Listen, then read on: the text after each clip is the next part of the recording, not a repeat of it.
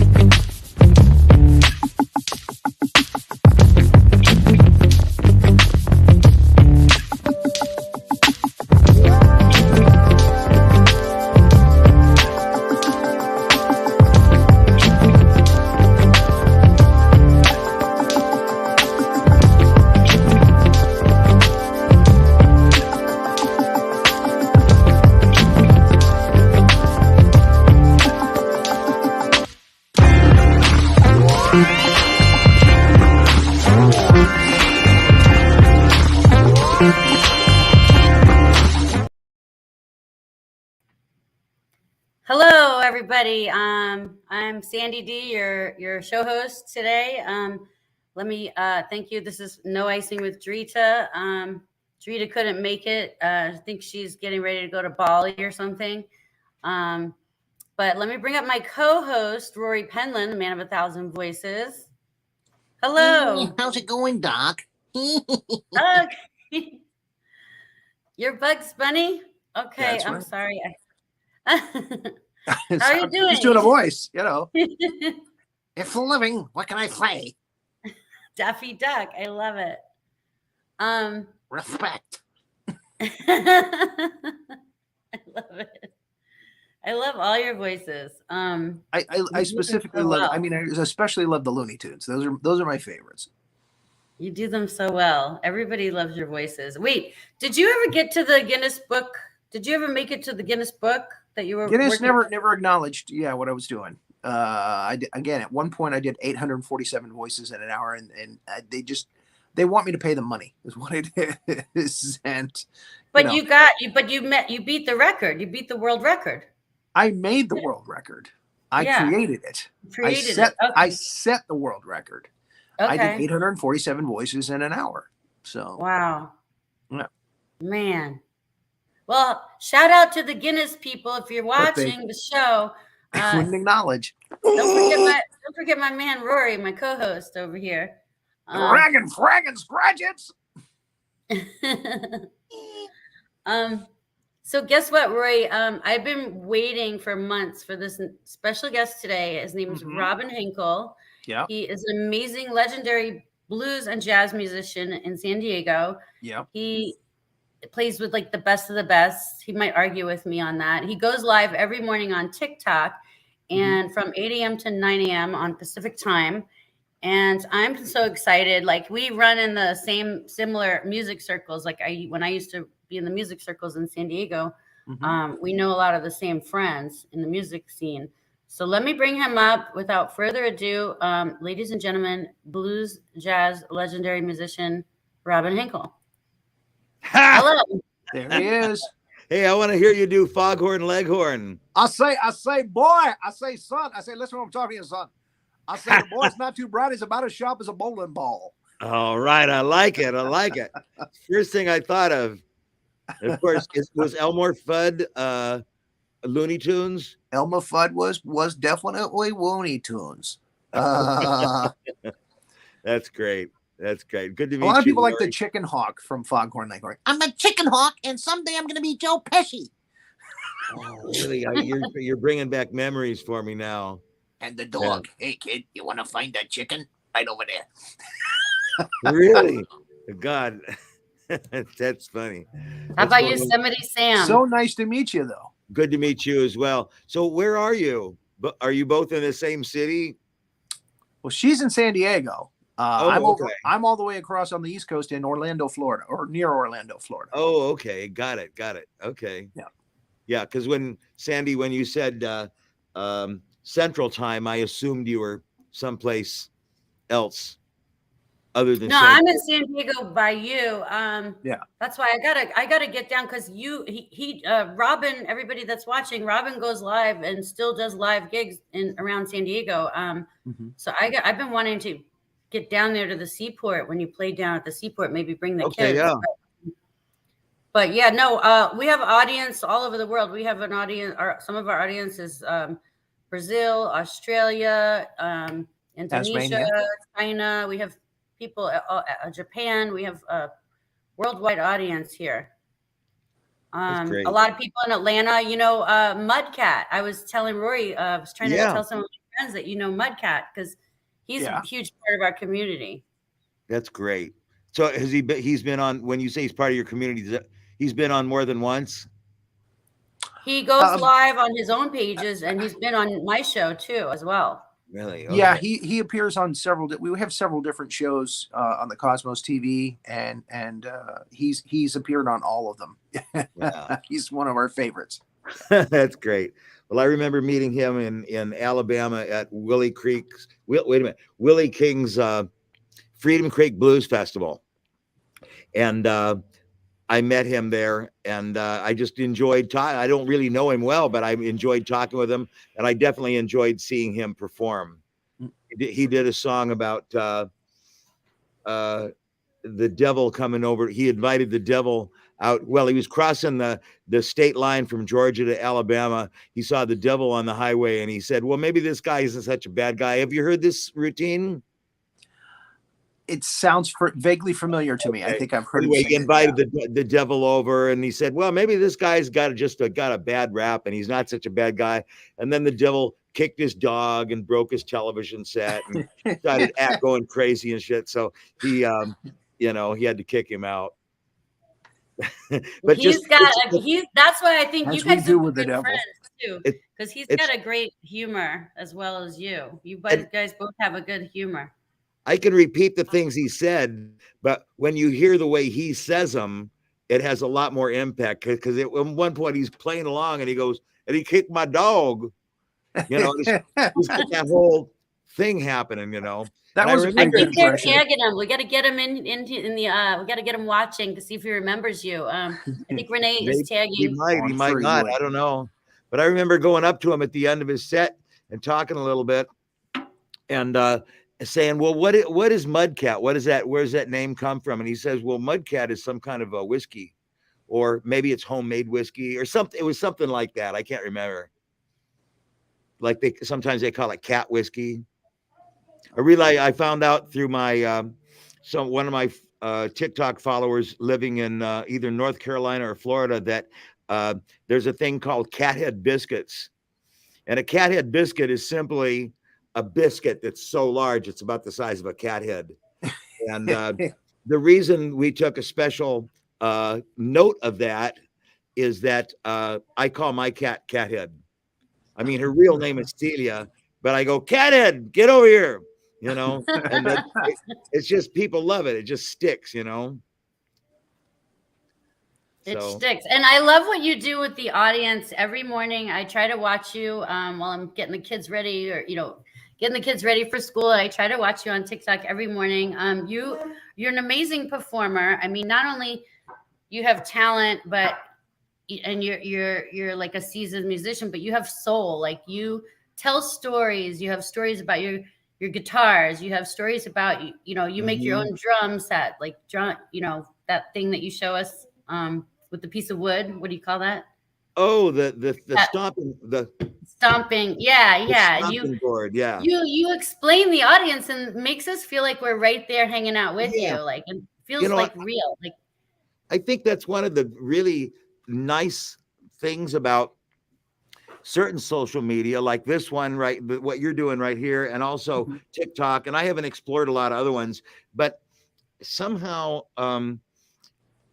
when you watch somebody's lives on TikTok, or even if you just watch their videos, you feel like you get to know them. It's not just reading text and hearing a story, or it's like when you actually speak to the camera and, do your expressions and, the tone of voice, and you feel like you get to know the person. And so people I've never met feel comfortable.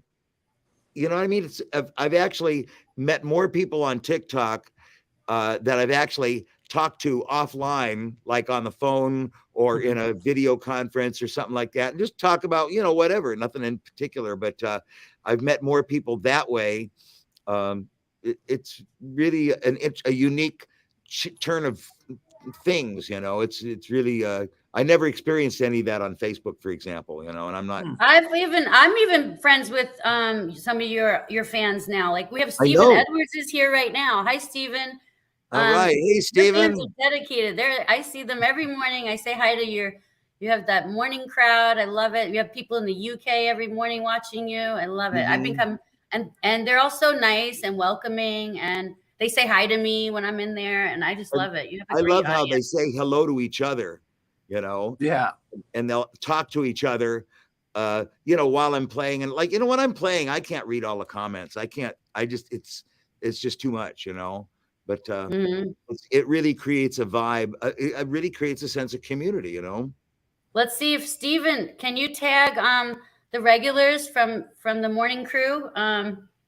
Do you know all that? Are you able to tag them over here so we can make sure they're watching? Like Tanjack, and who else is there? Mellow Fred. Who else? There's Mellow Fred, and you mean Tanja K. She's in the Netherlands. Yeah. And although she might be in Portugal right now on vacation, I'm not sure, or doing something. Okay. So she's just on and off. But then Suze Baker is in Alberta. Suze Baker, She's traveling back and forth, so I never know where she is. Fred, Mellow Fred is in Florida, Naples, Florida. Naples, yeah. You have a lot. I see you have like a couple hundred on a regular basis watching you live every morning. And then how many followers do you have on TikTok currently? Do you know? It's about, I think, 219,000. Wow. That's amazing. That is amazing. Wow. It's interesting that when I first started over 2 years ago, it accelerated very, very quickly. It's kind of astonishing. Like, I didn't know what I'd gotten into, people from Russia, people all over, just, Europe, United States, and like, South America. And I didn't know what to make of it. And I realized that I think I let it go to my head a little bit, because what I had done to get that moving was do a regular, still not a live stream, but a video every day. And that's what the person that told me to get on TikTok told me to do. Do a video. Was that my friend Stacy? Stacy, yes, was she the one that told? Stacy Stacy's my best friend. She's the one that got me on this in the first place. That is amazing. Look at this. Look at how we come full circle. I've been friends with Stacy for like almost 30 years now. And her and I used to run in the music scene because she was always designing. She's a graphic design artist, and she was always doing the guys, giving them a financial break, because everyone's a struggling musician back, and she would design their CD covers for them. Here's one that she did. Oh my gosh. I love it. Cool. Just that simple, panel of red. And after that, even though other people wind up designing it, I continued to use that same format, like a panel of color. And I got just. Is that an old Thunderbird on there? Actually, this is a checker. It's the same as a New York taxi cab, except this is not a taxi cab. This is a civilian model. And you can't tell by looking at it, but it's actually a station wagon. Oh, Checker wow. station wagon. And so I don't know. But anyway, my numbers started falling off. I go, what the hell's going on? And I realized to keep it active, you got to post a video every day. Like doing a live stream every day doesn't hit their algorithm in the right way. And I've never been one to study algorithms and try to go for the best numbers. I've always thought that was kind of, but this has put me in a world where that counts. So I'm not sure, but I'm interested to play along and see how it goes. So I started putting videos on again, like every day, and I've watched the numbers just all of a sudden pick up again.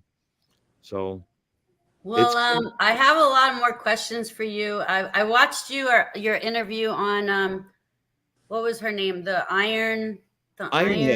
You know what? I never really learned her real name. I suppose she does have a real name, another name. Yeah, and TikTok, like you said, it's a different world on TikTok, but like you and I are in the same music circle here in San Diego. Mm-hmm. So, and you've done work with my best friend Stacy. So, we have a little tighter connection here. Plus, I have to get over there. I feel so guilty. I haven't gone to see you like at South Street Seaport, Mm-hmm. I got to get over there with the kids. But I do have more questions. I have some questions, but can you give us, my audience that's never heard you live, can you give us a sample song and like maybe the Quack song or something, or whatever you want? Yeah. Did you say the Quack song? Yeah, I forgot to tell the audience about the Quack. Your audience loves the Quack and interact with you.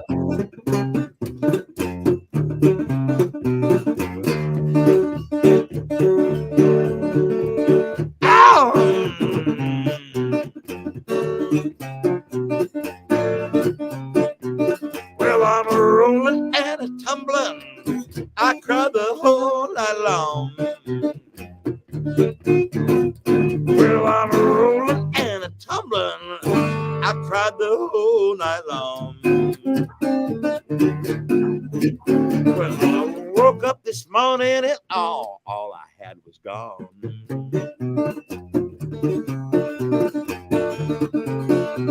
Well, I could have got religion this very same old day. I could have got religion this very same old day. Wine and women and whiskey wouldn't let me pray.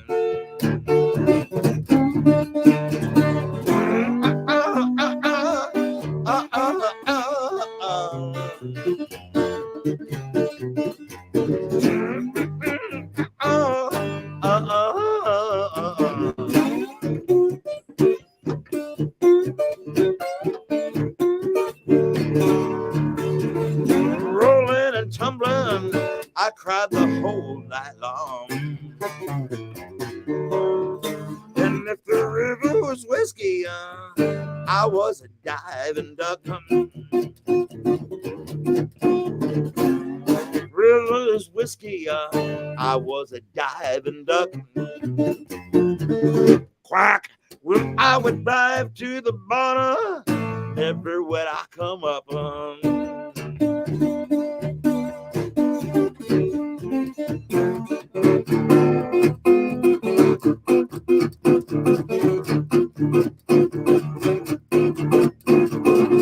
Hey!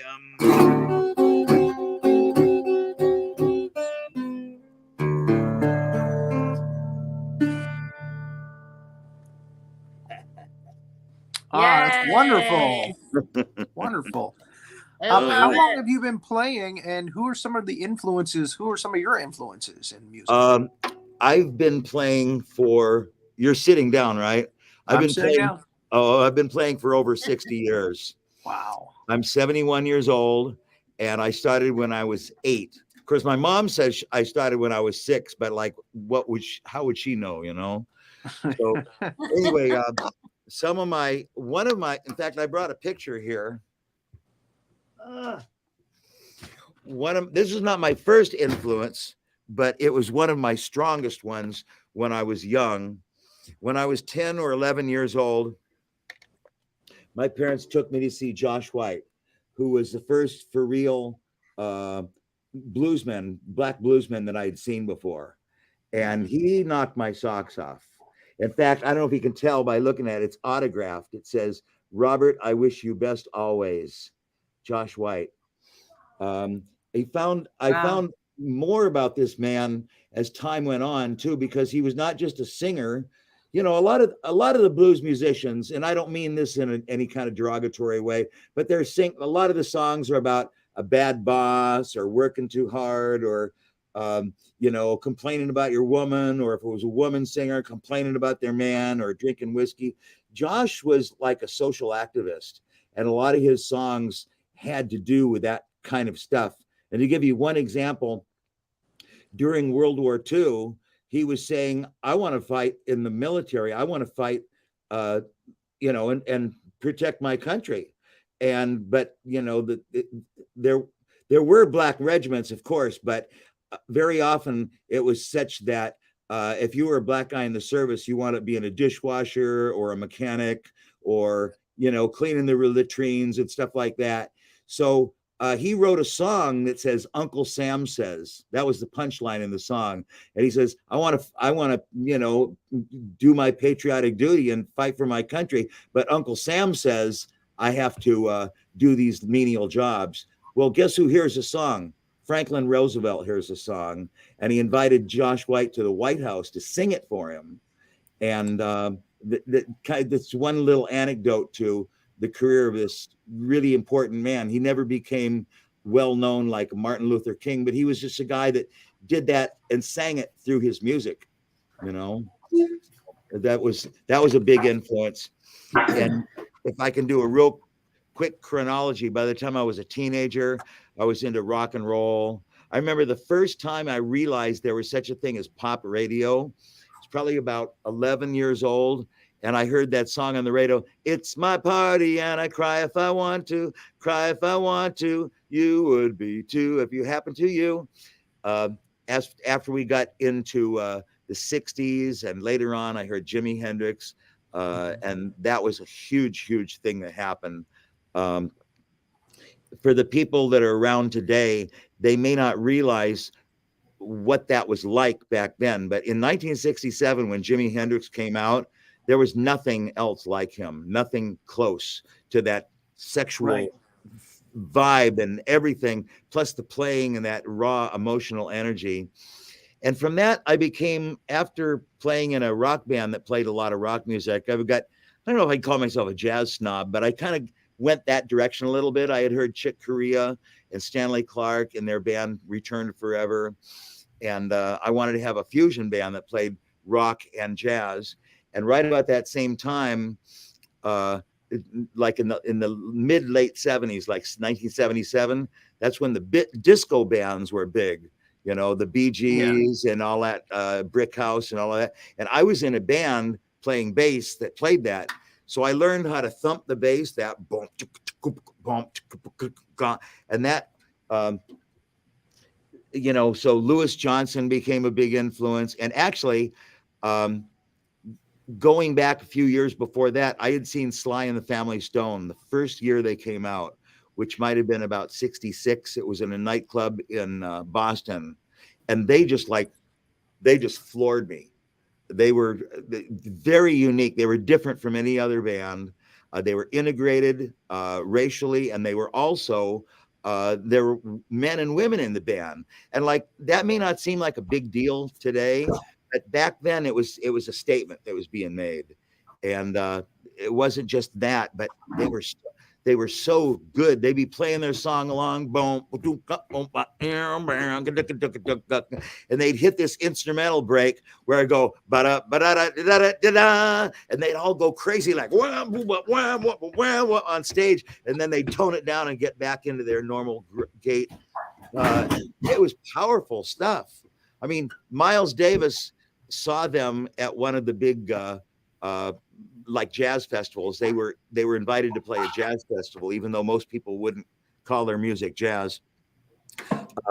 But Miles Davis wasn't impressed by much of anything. And he stayed and he watched those guys and he's going, wow, look at that. You know, whoa, it really blew his mind.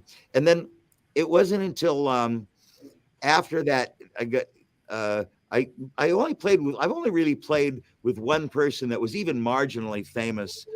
I mean, I've warmed up for a lot of people, but as far as been in the band with them for a period of time, there was Johnny Allman, and he was the saxophone player with John Mayall back in the when John Mayall had a band called Blues Breakers in England in the 60s. And Eric Clapton and Jimmy Page, I think Jeff Beck were all in that band at one time or another.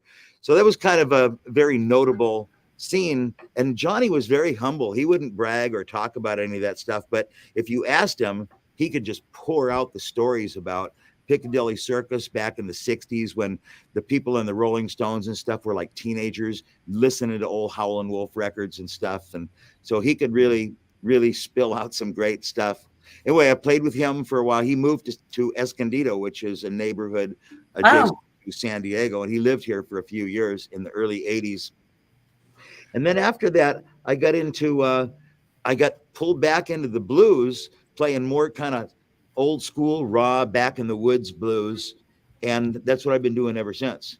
Even though I do music projects that kind of are an offshoot from that every once in a while. I've done a couple of records that are more techno, computer oriented music. I really like jazz a lot. So the band that I play, or the band that I have now, actually, we're playing at Panama 66 this Saturday, does a combination of jazz, swing, just different things. And it's about 60 to 80% original tunes. I had the great fortune of being able to study jazz harmony and arranging with a fella named Hal Crook, who may not be well known in the general population, but amongst musicians that are academic musicians that actually go to college to learn arranging and big band playing and stuff like that. He's like at the top of the pyramid. He's like one of the top guys for that.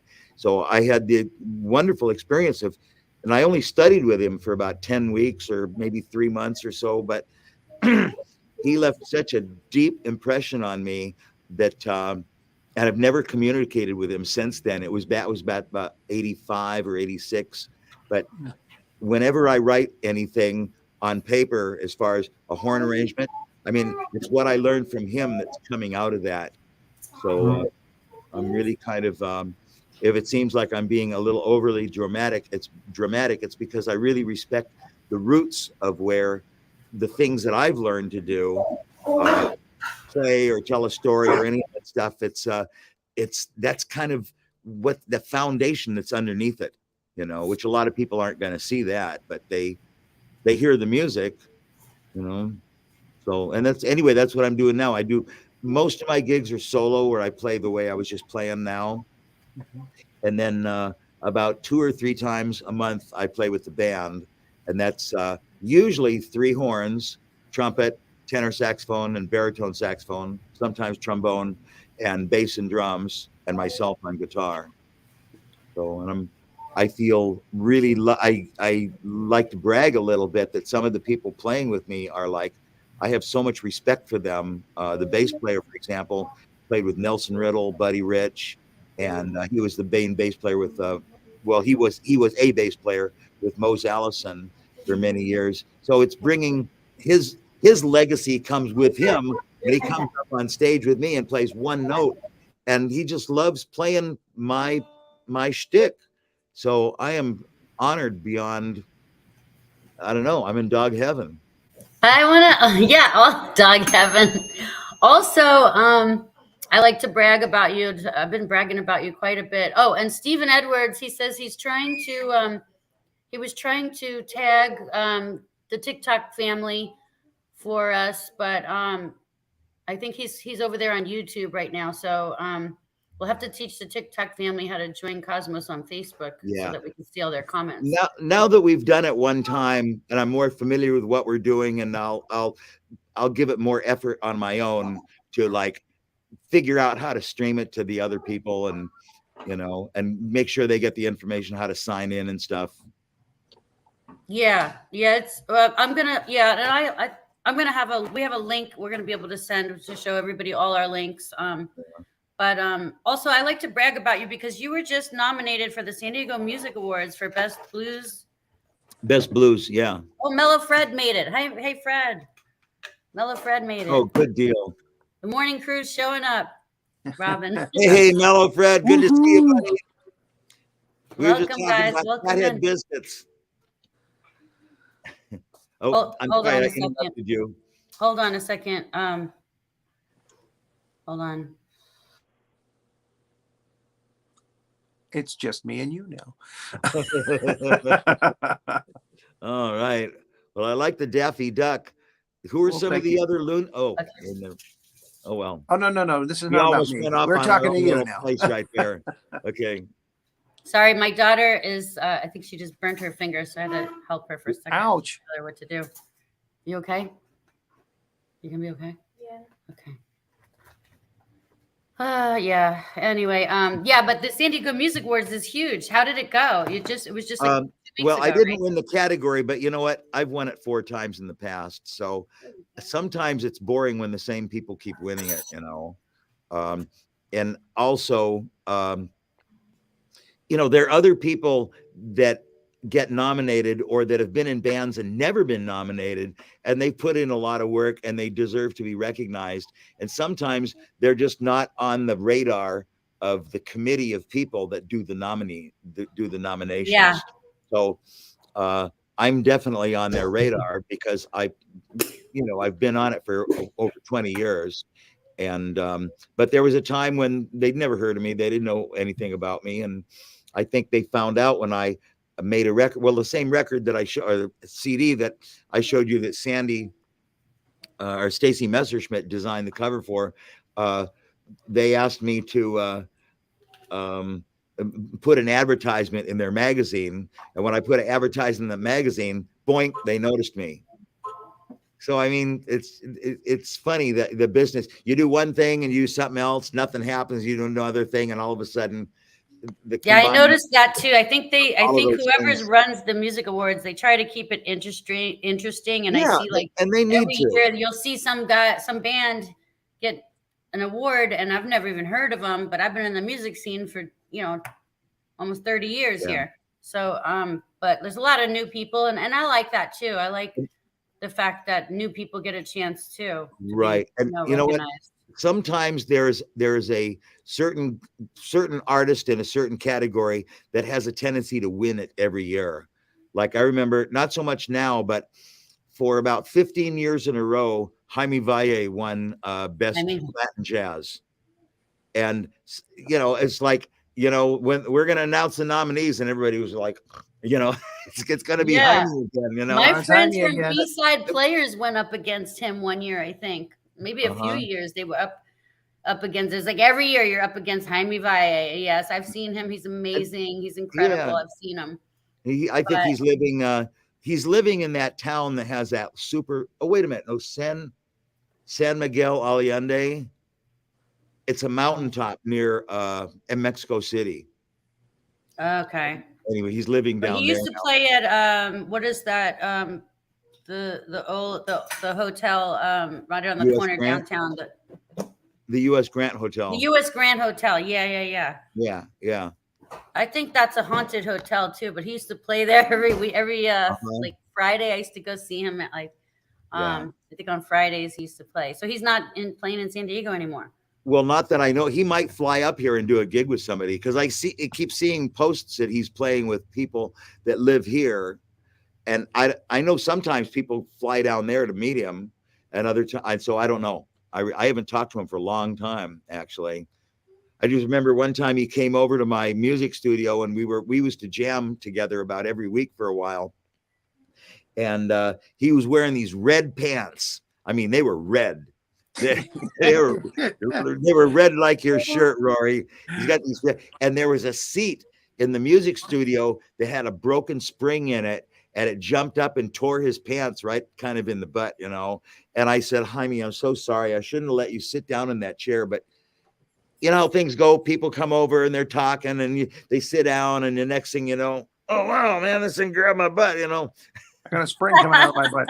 Yeah, but But yeah, there's a certain thing about the awards and other institutions in San Diego, such as the Troubadour magazine, and this is true all over the place. You know, people that are sometimes older have been started the magazine, like the Troubadour or like the San Diego Music Awards, and the Music Awards has been going on for 39 years, and the Troubadour has been going on for, I don't know, at least 20, but maybe 30 or so.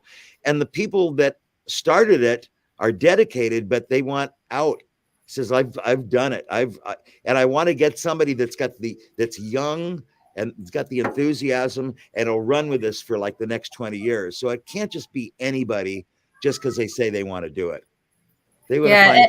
And I think our friend Scotty Blinn and his wife Roxanne Coverdale just got an award. They for, did. It was Rosalie. They have a new hit song, Rosalie. Right. I think it was for the video on that song, actually. Maybe the video. Yeah. Okay. Yeah. See, you know, and you're happy for your friends. You know, you see, these people work so hard in the industry. You know, you just want. So, how did you actually perform at the awards? No, the last time I performed at the awards was I think either 2013 or 2014. Okay. And I played with my larger band with 3 horns, and Whitney Shea was singing. And I have a baby crying. It was guitar, bass, and drums. Hold on. Oh, Bob Ross wants to know if you're familiar with Neil Patman. Hold on. Neil, I know a Leonard Patton, but I don't know if that's the same Neil. Like sometimes people make. Oh, here we are. Now, let's see if I can reach the comments here. You mentioned jamming, and musicians love to jam together. Who are some of the favorite people that you like to jam with? Oh, God. I don't know. It's funny, too, because, you know, Jaime and I used to get together informally and just play. And I would wind up learning a lot of stuff because he's very much more advanced as a jazz guitar player than I am. And so we would sit down and play, and he would play some song I'd been working on. And because he's got the experience and he's been playing that song half of his life, he's got the easiest way to play it. And I'm struggling with this difficult way of trying to put the same combination of notes together.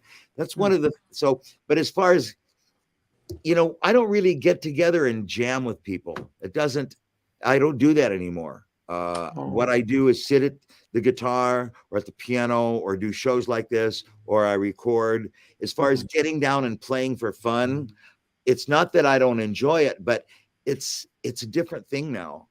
You know, there have been people that have jumped up on stage that have been fun. I remember one time Buddy Miles was invited to come in, and he sat in he was the drummer with Jimi Hendrix during the Band of Gypsies album. I've seen him live. Yeah, and his legacy goes on way before that. He was in a band called the Electric Flag, and prior to that, he was in a band. Actually, my first guitar teacher that was a real guitar teacher that taught me how to play lead and rock and roll was a bluesman. I think his name was Dennis. I can't remember his last name now. Anyway, he said, and I wanted him to teach me the solo of that Kink song, ba-dum, ba-dum, ba-dum, all of the time, but it had this real clanky kind of solo on there. And he showed me how to play that solo, but he said, Robin, what you really want to do is listen to Chicago blues. You got to check out the Paul Butterfield Blues Band with Michael Bloomfield on guitar. And, you know, Buddy Miles was the drummer in that band way back then. And this was like 66 or so, might have even been earlier. And so it just so happened I was working it's when I was playing with Johnny Allman, and we were playing at a nightclub, like, I mean, not even a block up the street from where I was working in a music store. And Buddy Miles had a show in San Diego. So he came in and bought himself one of those little orange Roland Cube amplifiers and a Fender Stratocaster. And I was thinking, oh, this guy's like a great drummer. I didn't know he knew how to play guitar. And Buddy Miles, all 300 pounds of him, could do a a Jimi Hendrix routine on the guitar and pull it off pretty good. It's like he just had that feel. It was so funny to see it. And I said, and I don't even know him. I wasn't even nervous. I said, buddy, you know, I'm playing with Johnny Almond and we're playing at this club that's right up here. It's called Bobby G's. If you want to come in and sit in with us. And he did. And he didn't sit in on drums. He sat in on that guitar with that little yellow or that little orange amplifier. And so that was really pretty funny. That was pretty. That and you have your orange guitar, which there's a story behind the orange. You name all your guitars. That one's orange, right? I call it Mr. Orange. I never really called it that on my own. It's just that, you know, with all the excitement and the fun and the enthusiasm shown towards my show from the TikTok followers, the guitars wound up having names just by some kind of default. I'm not sure.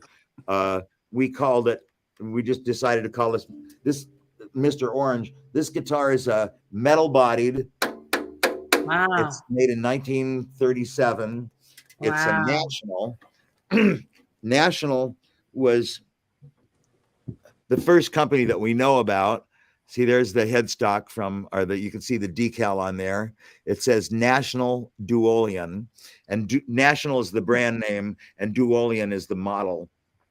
And I'm plugged into an amp right now, but let me unplug it. See, this guitar didn't come with an amp, or didn't come amplified.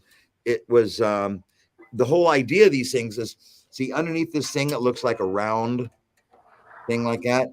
There's a metal speaker in there. Is there another one? No, it's in the guitar case. Anyway, there's a metal speaker back there, and it picks up the string vibration and energy, and it amplifies itself acoustically.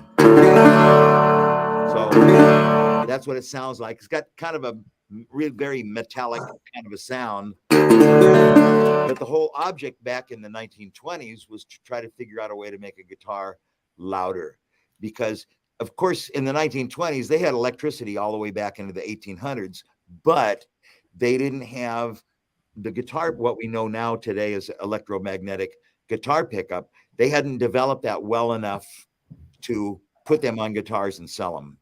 And so this has got it anyway. So this is a, you know, kind of an old school thing, and mostly it seems reputation. Of course, any kind of guitar player could use these, but kind of some of the stereotypes of who uses them are the Hawaiian musicians and the blues, some of the fellas that played blues.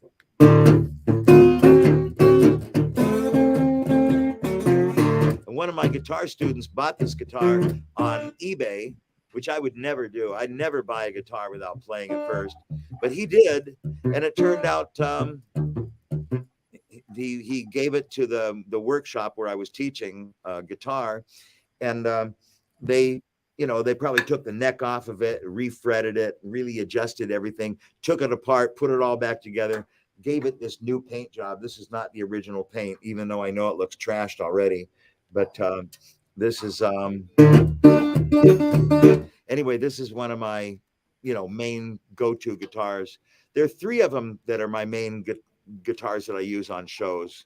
There's this one, and then this one you've seen before. This is called a Recording King. It was made by Gibson back in 1939, and this is one of the first electric guitars made. It's got an old-fashioned style pickup, and it's got the 3-bolt mounting system. So it's also interesting that the knobs are over on the other side, the volume and the treble. Because see, on most modern guitars, they're down here now. But back in 39, they were still homogenizing the electric guitar. Like, how did players want it to be? So they were kind of figuring that stuff out.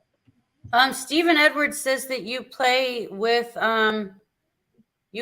Billy Watson on harmonica. Do you play the harmonica? Yeah, we haven't played together for kind of a long time, like a couple of years, but we used to play together a lot, for over the last maybe 15 years or so. I would hire him to play on my shows. He would hire me to play on his shows. And we just developed this, ongoing relationship where we've just, kind of really good friends. And well, shout out to Billy Watson if you're watching. yeah. Yeah, and I know you're gonna play some slide. So the slide is my favorite. I get really jammed up when you play the slide guitar. Okay. So that guitar, Mr. Orange, doesn't even need an amp, right? No. I'm plugged into one. I like to use an amp because, especially playing on stage at a place like playing right here in front of you is different, but playing in a place where some of the people are 30 or 40 people or feet away, you need to have a little extra sound reinforcement. And what the amp does, if I want the bass to be a little bigger and kind of get around people, it's better because the guitar all by itself might sound a little clangy. It's like if I turn the amp off, you may not know the difference. In fact, I'm really close to the amp. I'm really close to the speaker.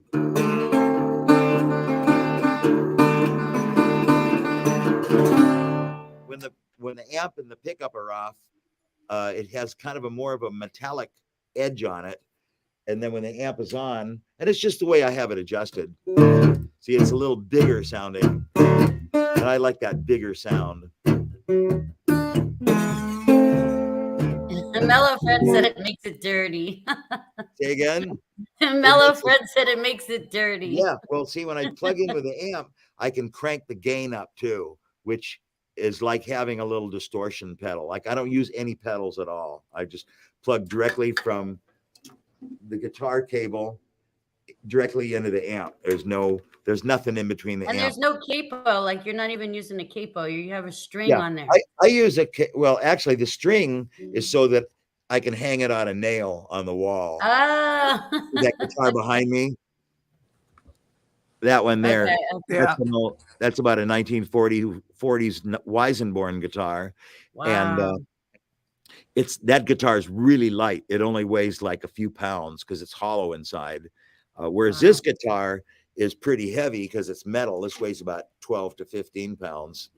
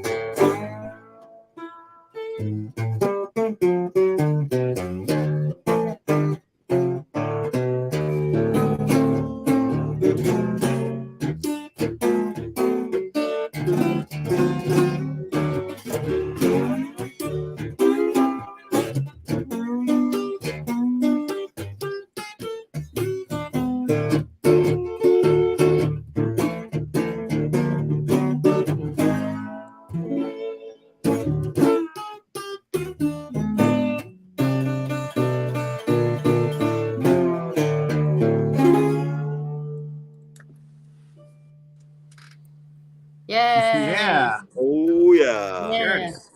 Blues me, baby. I always say that.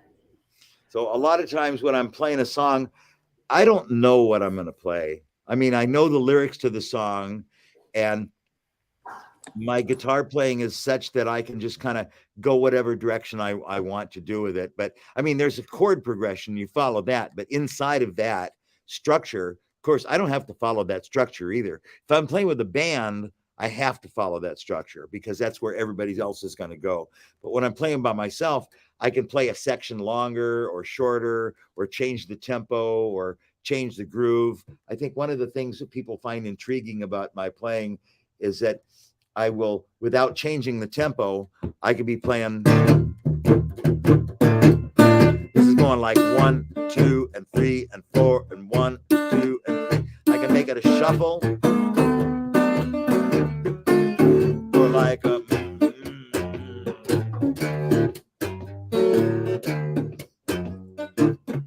it a rumba or a triplet feel, or go to a 16th note feel, all inside of that same 2, 3, 4, and 1 and 2 and 3. And that's just one of the things I love to do.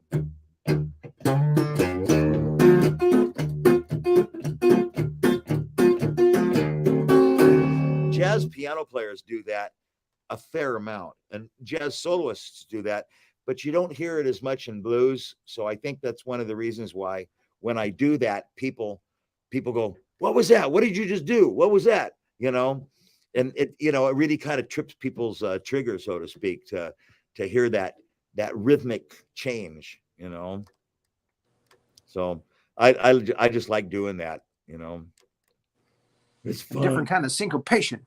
Yeah, it's a different kind of. It's by breaking the beat into different subdivisions. You know. So some of the stuff that I like to do. Yeah. Do you want me to try one of these up? Oh, go ahead. I don't know if you could see the comments, but the TikTok crew is here. We got a bunch of them. So hi, shout out to the TikTok crew. Oh, the Yorkshire Lope is here.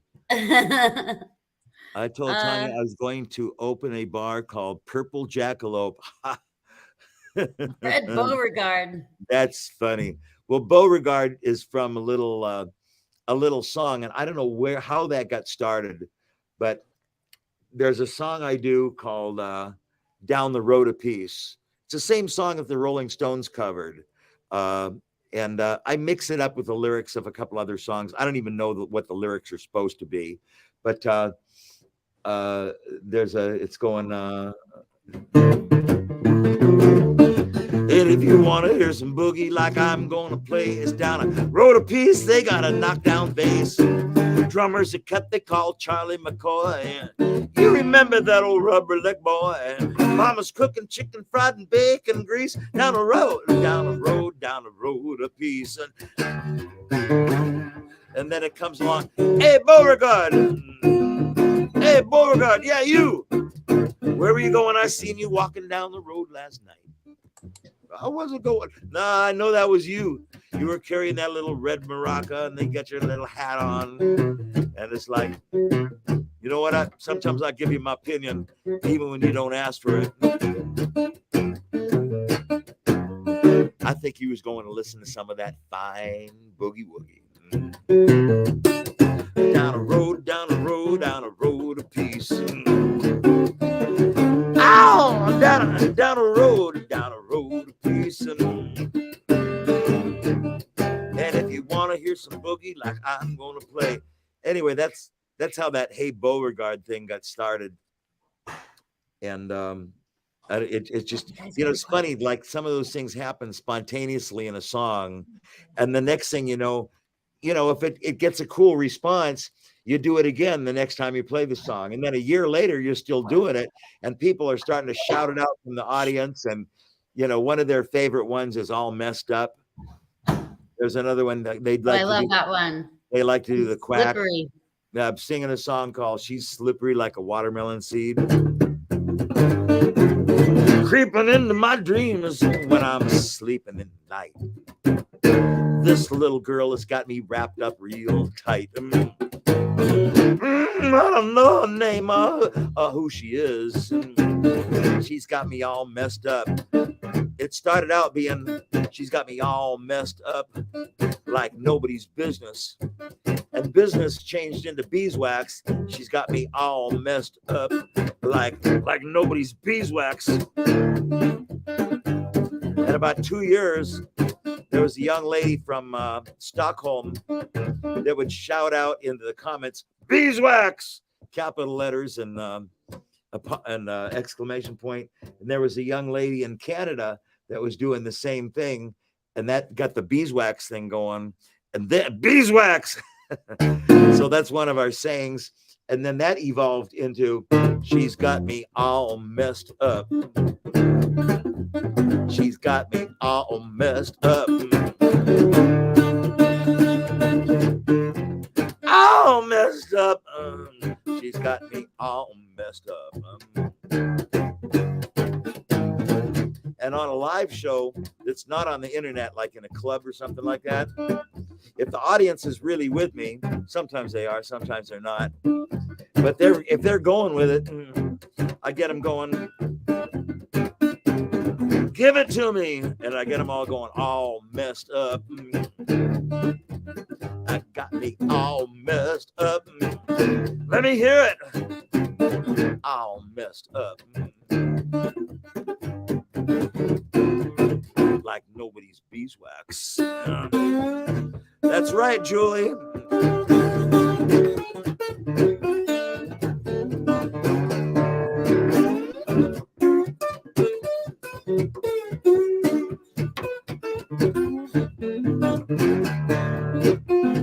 Hey, Beauregard. She's got me all messed up.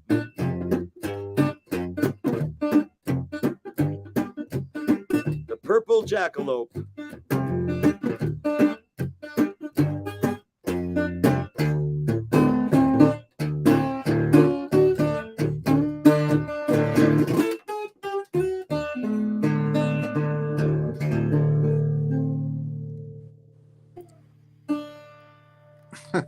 I love it. I love it. So I love it when people start shouting these things back to me. I know you have the best audience. I'm so glad I got to know some of the people in your audience. They seem so awesome. Yeah. Well, we like I'm having glad you you made it there. over here today. Yeah, that's great. We got You let your fans have fun. Yeah, they sure do. Like sometimes in an actual club where people are doing that with me, like the staff, like the waitresses and the hey, thank you, Julie. oh yeah, Julie's watching from Missouri. She loved it. Oh, really? Okay, good. Good deal. Well, shout out to Missouri from California. Sometimes they get the people all going all messed up or saying something, and the staff, like the waitresses and the bartenders, looking, going, "What the hell just happened here?" You know, and it's kind of funny. So I have a question. We're running out of time because we have Rory. Did you know Renee Yaworski has a show right after us? It's called Offstage with Renee Yaworski. I did not know that. Okay, yeah. So sometimes we go overtime, but I know today she's got a special show right after the No Icing. But I did want to ask one more question. Okay. And definitely want to say thank you to everybody that came over here from TikTok today. It's so nice to see some new faces. And love the hat, by the way. Oh, thank you. That's a huge Peaky Blinder. I probably own about at least 10 of them. And I try to design them with, different, whatever color I'm wearing. Oh, it's 9 p.m. Okay, so we're not in a rush. Okay, I thought it was right after this show. Okay, Renee said it's 9, so they have an hour. Okay, good. I have time for my question. I've been dying to ask you. On my end, I don't have any. Tell me, and because I've been watching your other interviews, and I don't think the woman that interviewed you asked you the questions that I've been wanting to ask you. It might sound crazy, but because I've been in the San Diego music scene, I kind of know like what it is like. And I wanted to know what's your stories of like getting hit on by women at gigs? I don't know. You lady killer, you. I wish it was a lot more, I don't know. I think, I'm people don't believe it when they see me do my shtick like this, I cut loose. But when it comes to meeting women in bars, I'm pretty shy, actually. And I'm also very respectful of, and I know that maybe this kind of politically stereotypes me, but I'm very, very respectful of women and the Me Too thing about getting hit on by men and having it be an obnoxious thing. So sometimes I go too far and I just don't even talk to them. And it's not that I don't want to. So they kind of scare you away, right? Well, it's like just if they get like too drunk and they're all. I mean, I've seen some crazy stuff when I was engaged. Yeah. I was engaged to a drummer in San Diego, and I've seen some crazy stuff. I was up there on stage at the Croce's, just playing the tambourine Mhm. on the stage and just, being the Band-Aid and helping out and selling CDs and whatever, T-shirts, whatever. And I mean, I've seen some women do some crazy stuff, and I was standing right there. Like, they'll do stuff right in front of your wife, your fiance, it doesn't matter. Right. And They don't care. maybe you've seen this kind of stuff, but back in the about 1974, 75, I played in, what you could legitimately call a biker bar. It was at 47th and University. It was called Neutral Ground. I mean, now there's like a laundromat there, but that was a part of San Diego where actually the bouncers of that club were a motorcycle club. I think they were called either the Axemen or the Iron Horsemen. And the sign on the door said no colors, no knives, no colors, no weapons, no exceptions. And at this club, the guitar player in the band that I was in was really, women loved this guy. He was just cute. He had the rock and roll. He kind of had that Peter Frampton haircut, real styled and coiffured. And he was just a really nice fellow too. And I remember one time there was it was after I was out of the band and I came to see them play. And there was this young lady standing right in front of him on the stage. And she was like dancing and going like this and kind of doing this bit, and trying to get his attention. And at one point she just lifts up her shirt and plop, plop. Her boobs just fell out, and like he's standing there trying to keep a straight face, trying to play the song, and just like all of this activity is going on in front. It never happens to me, Same here. I scared women away in my shows when I did comedy. The voices just scare them away. I had one girl buy me a drink. In like over 20 years doing comedy. Yeah. Really? So, yeah. That's funny. Julie Leinicke says she was all messed up. Good. That's what we like. Yeah. Stephen Edwards said plop. Plop. Plop, plop. Yeah. That's good. No, actually, when I was talking to Steve, he said he see in England, they don't call these suspenders, they call them braces. Braces. Yeah. Yeah. In fact, I was talking to an English woman and I talking to her about suspenders, and she goes, suspenders are what ladies use to hold up their stockings. Are you taking to wearing suspenders? And I said, well, she says they're called braces. Anyway, so now Steven's got the braces, and he says it works really nice with the ladies when he goes to the pub. Really? Yeah. And now, you don't use it to get the ladies though? Not really, but it's sometimes they really like it because it's when supposed to hold your pants up. It's supposed to hold your pants up. Yeah, well, they do hold my pants up, but I think sometimes they find it irresistible to come up and snap you with them. Ow! Give me a break. And he says, "Let me snap you just one time." Do you? I think you look great. I love your style. You have a great style. I just was wondering. I mean, I could see you getting hit on. You're still out there doing live gigs, and it wouldn't surprise me. So I just wondered how that was, because you've done this your whole life. So I'm sure you've been in lots of different scenarios. I sometimes I really don't know what to make of it, and I don't say that because it's a lot. I think it's sometimes not as much as I would like it to be. But then when it happens, it's funny, when somebody approaches you, and this doesn't mean just a person on stage, but anybody, if somebody comes on cool and casual, you're more likely to feel comfortable. Whereas if somebody comes on strong, it's kind of like, well, back off a little bit, Yeah.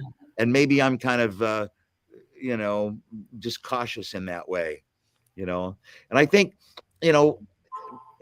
back in the 70s, it was kind of a free for all in the post hippie period of free love and all of that stuff.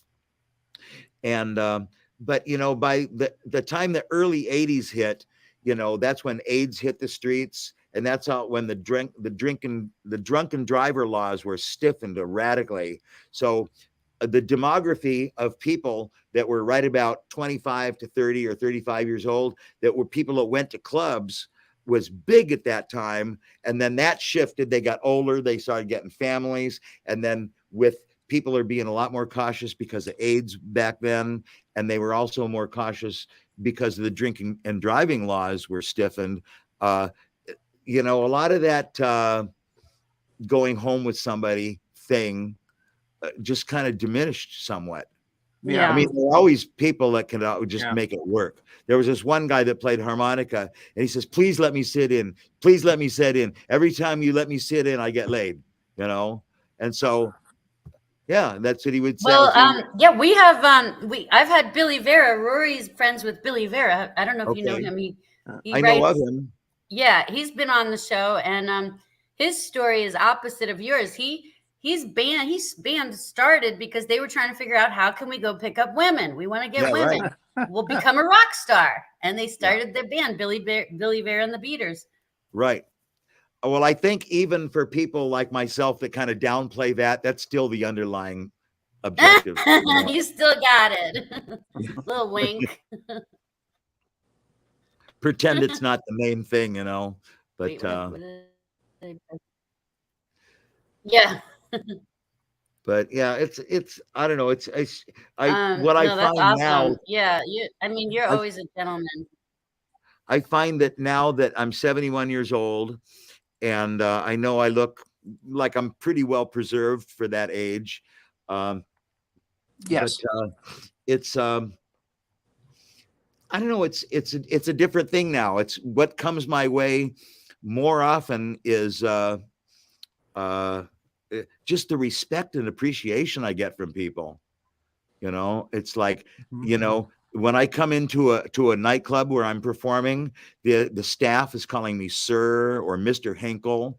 And I'm going, God, you don't have to call me Mr. Hinkle, you know, but that's, they just do that naturally. And at first it sounds weird to me. And I realize it's just showing me respect, you know, like maybe they don't know what they should call me. So they default to Mr. Hinkle, like I was their teacher or something, you know, but I still take that in a very, very positive way because it's a lot of the places I play. Of course, a lot of the places I play, the staff is really wonderful. Like they wouldn't have a good job if they weren't good people in the first place, you know, because some places really hire personality as well as just somebody who can do the work.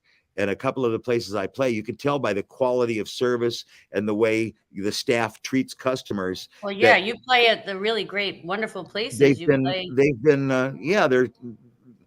been screened by somebody that looks at that kind of thing. And and then anyway, Rodrigo is here. He said no El Rayo. Yeah, I usually have a coffee cup that says El Rayo. I think that's Spanish for the wolf, I think. And I don't know if I can show the cup. It has the F word on it. Is it okay to show that? Sure, go ahead. Yeah, we're on cable. Let me see. There's parental discretion I could show. Let me give you the a little bit of the backstory. Almost every Tuesday, there's a group of guys that are older guys. And like, I'm probably one of the oldest ones, but you know, guys that are like 55 to 70, and they're guys that are all in the music business. The man that kind of leads it is named Sam, and he's a sound man and sound engineer at concerts and at some of the local venues, some of the local nightclubs. And most of the rest of the people are people that are in the bands, you know, and there's about 5 drummers. And one of them actually is about 80 years old. He was a drummer in the Righteous Brothers back in the day. So this guy's full of stories about, you know, like Sunset Strip back in the late 50s or early 60s and stuff, and the Whiskey a Go-Go and all of those places. And he's just a cool old guy. His name is Al Schneider. And anyway, the name of this group is Romeo. It says that on the back of the cup. It says Romeo Wisdom, and I'll work up to that. Romeo stands for Real Old Men Eating Out. And we go to have breakfast every Tuesday.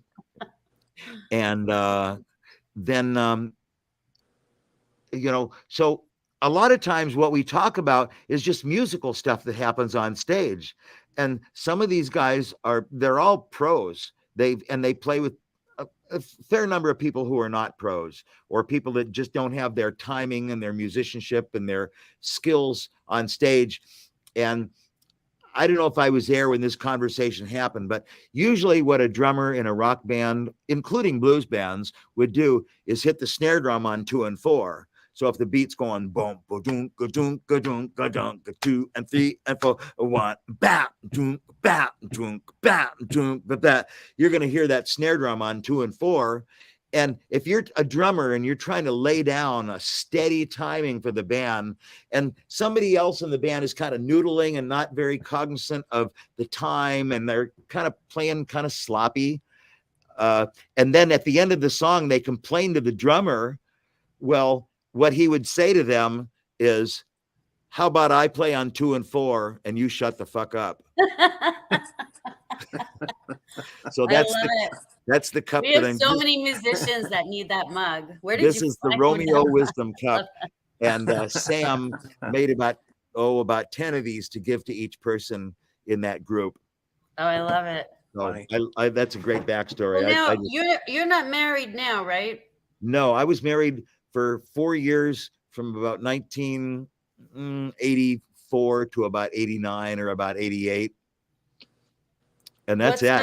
What's your age group, if there was any single ladies in the group watching tonight? Oh, what do you look at? How do you like them, Rob? How do you like them? I guess you could jokingly call me a cradle robber, 38's okay.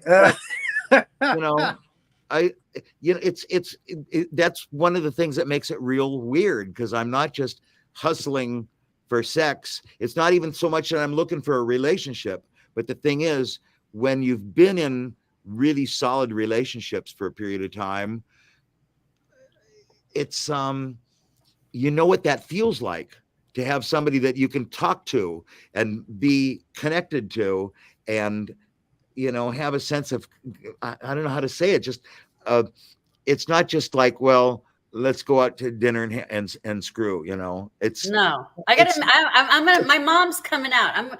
I guarantee I'm going to make a note, and I'm going to promise myself, not just you, I want to promise myself, when my mom comes, we're going to grab the kids, we're going to come down and see you. I want you to meet my mom. She's single. Okay. She's single. She has her own crafting show. She does the crafts. She doesn't play music, so she's no competition for you. Like, she's not a musician. Okay. She likes to sing. She's not a musician. So. All right. Because I know, like, sometimes if you can't always date someone that is the same thing, like if you date a musician and you're a musician, like there always ends up being like weird, awkward competition. Well, yeah, yeah. I think as a general rule, I've stayed away from that. I've been a professional all my life when it comes to that kind of stuff. When it comes to, you don't want to be having sex with somebody else, a female musician that's in the band. You don't want to even go down that road at all. And I've maintained that. In fact, I remember having a band that had a manager, and I found out 2 years after the band broken out that he was having sex with a singer. And that's like a professional no-no. You just don't do that shit, And I thought he used to brag about what a great manager he was and everything. And now he's like, it kind of, well, Johnny Cash, same thing. Really? Well, Johnny Cash, yeah. Did you ever watch the movie Walk the Line with Johnny Cash? And when you say that, when you say same thing, what do you mean? Like Johnny Cash was married and had a woman at home who was pregnant when he fell in love with June Carter. He was on. Okay. She was in the band. They ended up falling in love and having this full-on blown love affair while his wife was home pregnant raising kids. They do that a lot in those biopics. They talk about like the Ray Charles thing was also the same thing. Really. Yeah, and he was sleeping with one of the singers in the band, and right.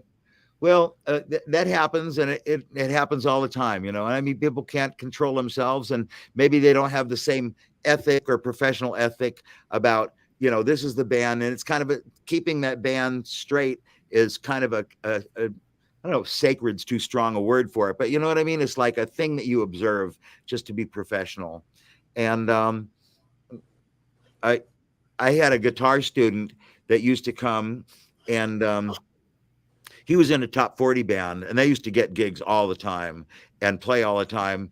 And he had hired like a few different female vocalists to front the band, you know, and he would tell me these stories that would have me cracking up about, you know, things that you don't want to happen in a band. But like, for example, there's one female singer, and you know, she's a great looking woman, you know, and so here's the drummer behind her, and he's not even paying attention to the song, he's just looking at her butt while she's up there playing. And the girl's boyfriend is sitting in the front row, and he's this muscle bound dude, and he's watching him watch her. It's like, you know, those kind of dynamics can get really bad. And I remember him telling me stories about two people in the band would have an argument about, you know, whatever people in bands argue about. And they would be arguing so much that they had to put them in different cars driving home from the, yeah, you know, that ego thing, you know, and just so much, like everything you can imagine going wrong probably has at one time or another. And I think I've been spared a lot of that drama, you know. Yeah, well, it sounds like you handle yourself, you know, with integrity, and that, you know, you've managed to avoid a lot of that drama by having that integrity and work ethic, you know. I'll go with the integrity part, but I think the underlying reason would be just I'm scared. Scared to get my butt kicked by somebody that's over in the corner that I didn't know about. I mean, that's what, you know, that's, you know, so many people that are on stage are tempted and attracted to other people for real. And then they don't know that that person that's tempting them has got a boyfriend over in the corner, or somebody, you know, people are so possessive about they think that that woman is their property or something. And it's, I don't live in that world so much, but I'm I'm aware of it, that it exists. So I think, be careful. You know, yeah, you sure do. Robert Johnson was killed by presumably the man that hired him for a party, and that man's woman friend was flirting with Robert while he was up on stage, and the man brought whiskey that had like rat poison or arsenic or something in it, and gave it to him to drink. And Robert died of poisoning, you know, several years later. This is back in like 1940 or something like that. Oh, yeah. But, you know, the people that was called the King of the Delta Blues was allegedly poisoned. And he couldn't get medical attention, because if you're black in Mississippi in 1940, chances of getting medical attention is not that great. He probably had internal bleeding. And in fact, it's interesting, his death certificate, it's actually written right on the cause of death. It says no doctor is scribbled on there. So disgusting. You know, yeah. Well, yeah, I think if you ingest that stuff, I think it's a timing thing. Like, you have to get your stomach pumped within a certain amount of time, and otherwise it's too late. Like, that stuff melts away your tissue, your organs. That's crazy. I never knew that. But well, anyway, thank you for sharing all these stories, and I know my audience is going to be talking about you for weeks to come, because you're new to Cosmos. So welcome to the Cosmos family. Thank you very much for making me feel welcome. Thanks to all the guests who I haven't even been looking at these comments, but mostly engaged in our conversation here, or the monologue, if I must say, sometimes admit. But on my part, is what I mean by that. But yeah, thank you very much. It's wonderful to be here. I want to hear a couple more impressions, though. Yeah. What about what's that guy that goes, "I get no respect"? What's that guy? Hey, talking about Rodney Dangerfield. Yeah. Whoa, hey. Whoa, tough crowd, let me tell you. Yeah, I love that. He's a cracker. You know, that old school kind of. And what was that other guy? That Jewish comedian. Are you talking about Jackie Mason? When you say Jewish comedian, immediately I think Jackie Mason. Oh, I can't remember his name now. He was in that same era of Rodney Dangerfield. Oh God, I can't remember his name now. The Italian guy. who is the guy that walked up? Was it Henry Youngman? Henny Youngman. Henny Youngman. Actually worked with Henny Youngman. He was a great guy. He was really wonderful. Now, is that the same guy that used to walk up and hold a violin while he was, or is that a different guy? Yeah, he did, actually. He did hold the violin up. Uh-huh. He played the violin sometimes during his act. Yeah. Yes, Henny Youngman. He was great. He was a very good guy. Nice guy. I love it. When he came into the club, he swung the door open and made a big fanfare of entering the club the first day he came in. It was really funny. Really? So I bet you do Johnny Carson also. Well, I did him earlier in the show. I said I did not know that. Great, man. So you got to give this guy his own show, man. I've got a few of them. He's got a few. Yeah, Rory's voices on TikTok. Send some of your viewers over to my TikTok. Yeah. So, Rory's got a lot of John He's Kennedy. got a few shows. The Kennedys. Rory, maybe you'd like to interview him on It's Casual on Robin. Yeah, I would love to have you on my show. Yeah, Renee. have me Bring you on for sure. I'm into it, you know. I'm booking June. Okay. Well, she can let you know how to contact me if you don't already know. There you go. Yeah. Here's some more stories. Yeah, and everybody follow Robin. Is it okay to tell the audience your website, Robin? Where they can reach you? It's let's see if it's printed somewhere here. Well, it's just robinhenkel.com. And I'm wondering if it's printed on one of these CDs. I'm sure it is. So I could just show it. Oh, it's so tiny on all of these things. Anyway, that's okay. It's Robin. Yeah. So robinhenkel.com. Somebody could put it in the comments. It's ROBINHENKEL.com. There you go. Thank you, David. Thank you very much. Thank you, David. Yeah, that's it. And they can also contact me personally that way, because on my website, there's a little contact submission where it doesn't give out my email, but they can send me a message and then I could respond to it. And then you'll get my email that way.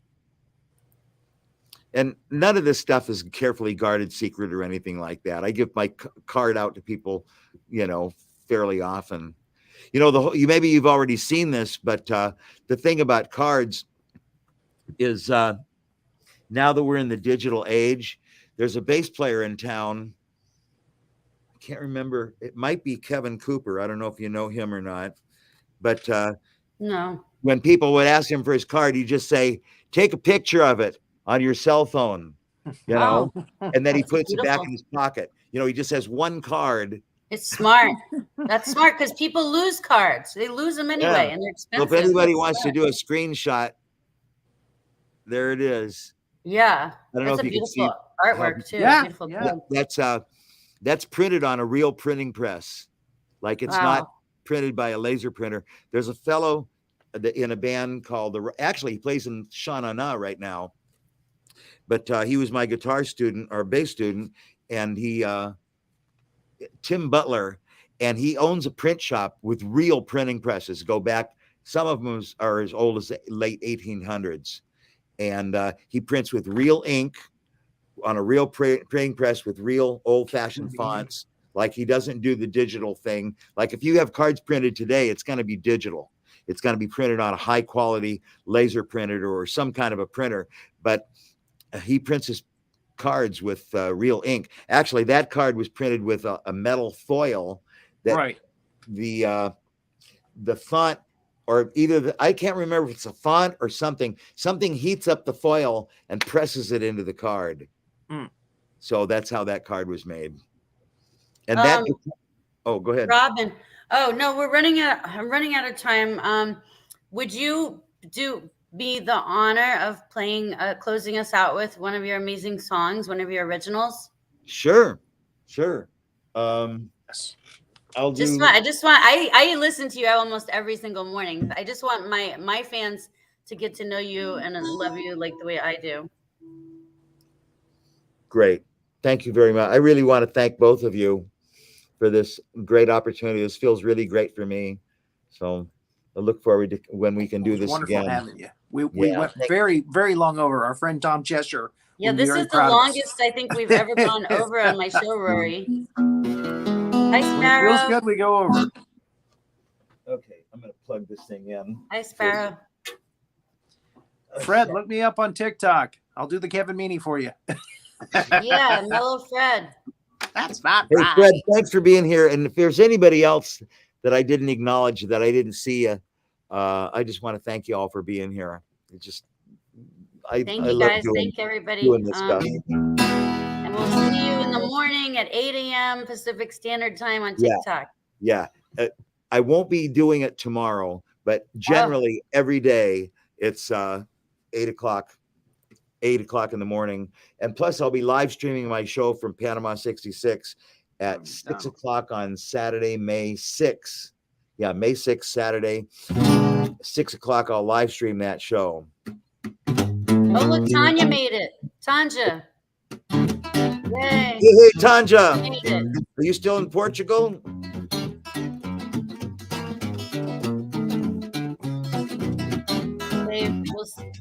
Oh, how to find me on TikTok is it's Robin Henkel Blues.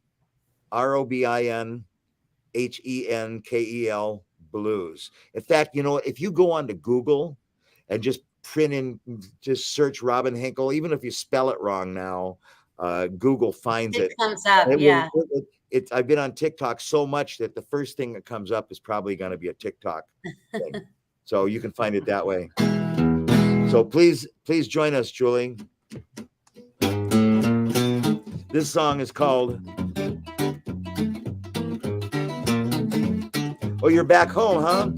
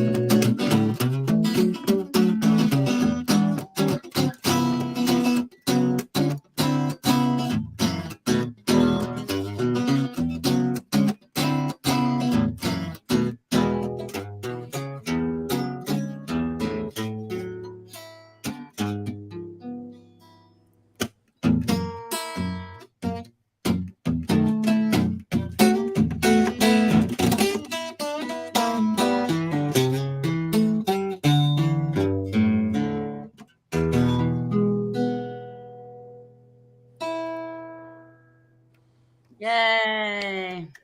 Bravo. I love that last note every time. Oh, I love it.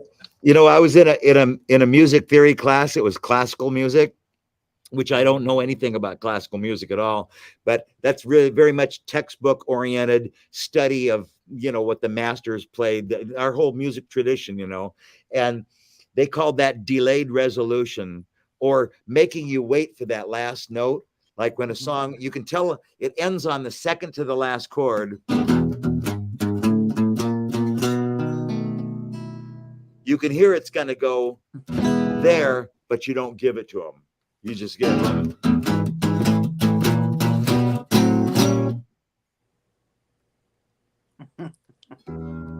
Wait for it. Yeah, you just wait for it. Let and it resonate. Delayed resolution. I love it. There's a name for everything, man. I love it. Yeah. All right. Well, I'm gonna have you back on if you'll come back on my show in the future, and I'll get you in touch with Rory, and I'll get in touch with you for It's Casual as well. Good. Yeah, you're gonna love Rory's amazing. He's an amazing show host. And I get to work with him on my show. Renee's wonderful. And you'll love Renee. And everybody go watch Robin on TikTok in the mornings. And I guarantee you're gonna love it. You're gonna have fun. Yeah. Grab your coffee. Grab your coffee. Grab your coffee. Grab your cup. All right. Well, thank you, everybody. We'll see you. We'll see you soon. No Icing is gonna take a little break, but we'll see you soon. And thank you for everybody for watching for a great season. And may the 4th be with you. All right. Don't forget the Romeo wisdom. Bye, everybody. Bye-bye, and thank you. Thank you, Rory. Thank you, Robin.